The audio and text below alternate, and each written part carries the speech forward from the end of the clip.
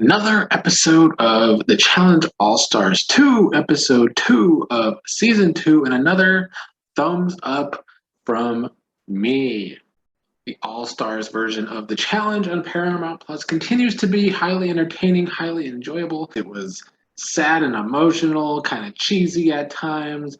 I enjoyed it all. In fact, I would say that this episode of the two seasons of the Challenge All Stars so far, I think this episode was the best episode of the first 12 episodes of this series on Paramount Plus. And I'm going to take this time before I get into the episode to once again shit on the main show on MTV because the Challenge All Stars is showing that you can cast mostly likable people and have an enjoyable fucking show. What a concept. What a concept. Why? What a concept. To cast mostly likable people. Who would think of that instead of casting a bunch of obnoxious, annoying people that nobody wants to watch? Because that's what the main show has become.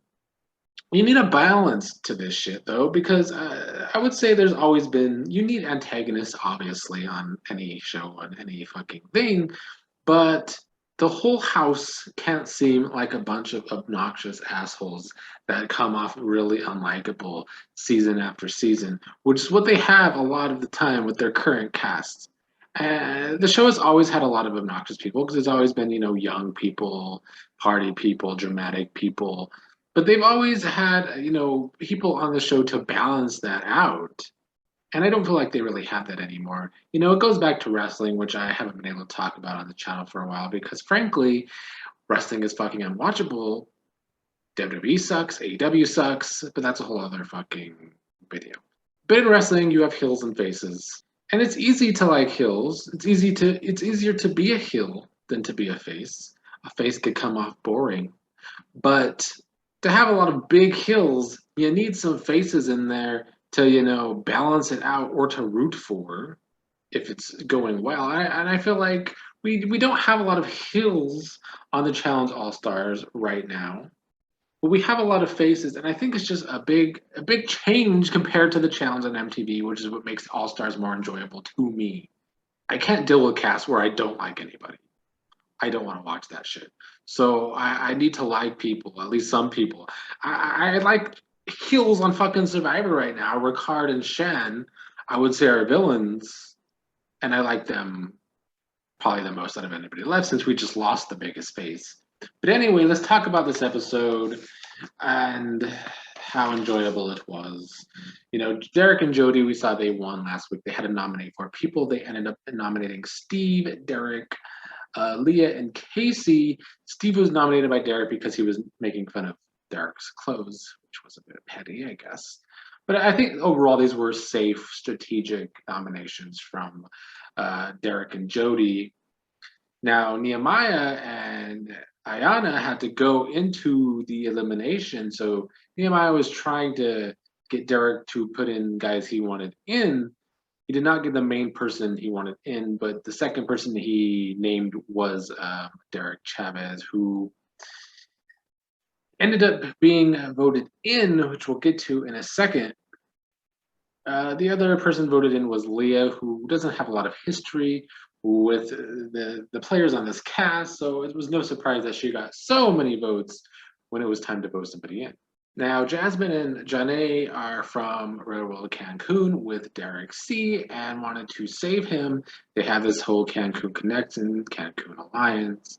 But in the end, they were not able to save Derek C. And he does get voted in against Nehemiah. But the big story for Derek in this episode was the fact that he lost his sister. His sister committed suicide right before he was coming to this game. He was going through a hard time.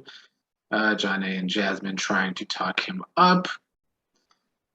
And it was definitely emotional. I can't lie. I feel like this has been a really hard year for a lot of people, for sure, the last year or two. So that's a hard thing to deal with, especially if it was as recent as they made it seem before he came on the season. So it sucks that he wanted to win the elimination for his sister. He's going up against Nehemiah, who's a hell of a competitor. I'll get to the elimination in a second, but first I kind of want to talk about these strategic things going on. We have the whole Derek and Nehemiah rivalry now going on, where Nehemiah is pissed at Derek, wants to only target Derek going forward. So Derek has a target on his back from winning this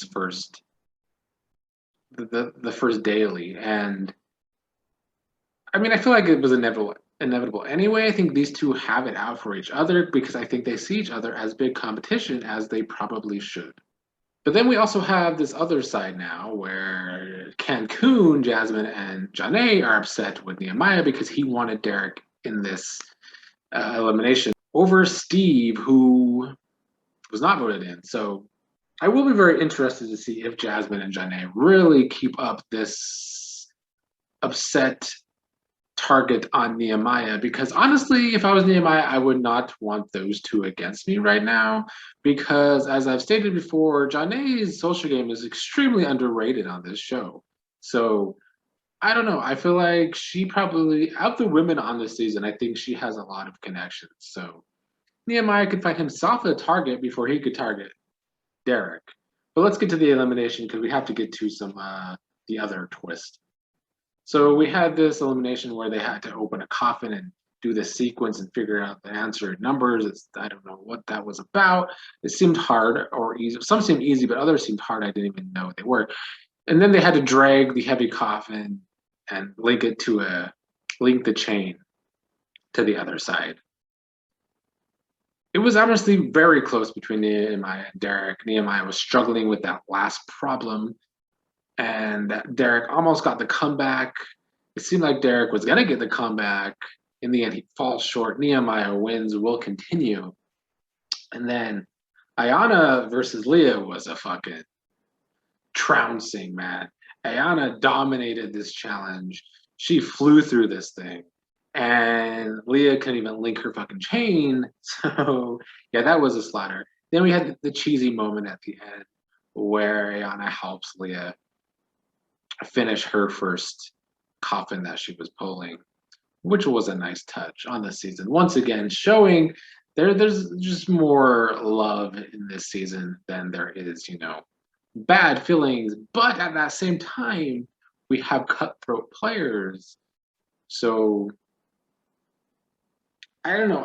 I really enjoy All Stars way more than the main show. As I keep saying, it just is a better entertaining product for me. And there's less episodes that I don't like. I think there should be 12 at least. There should be at least 12 episodes in the season rather than 10, because at some point it's probably going to feel rushed, and I'm not looking forward to that. Although I did the math, and I think it won't be as rushed as last season.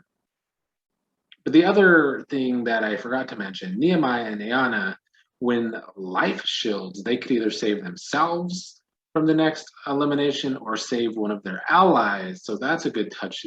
They could win something for winning the elimination. But I like what's been set up so far.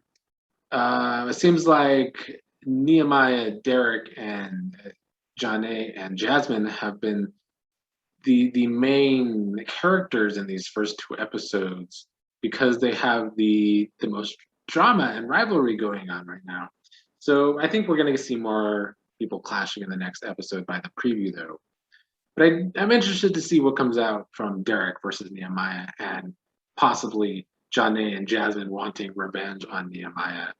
Maybe even revenge on Derek going forward, too. So there's some interesting story threads to watch as well, which is something I haven't been getting from Survivor, for being honest, because the editing's been shit. So at least we have fucking actual story threads happening early in this season. It's not taking 8 episodes to get story threads. So anyway, another thumbs up for me from the Challenge All Stars 2.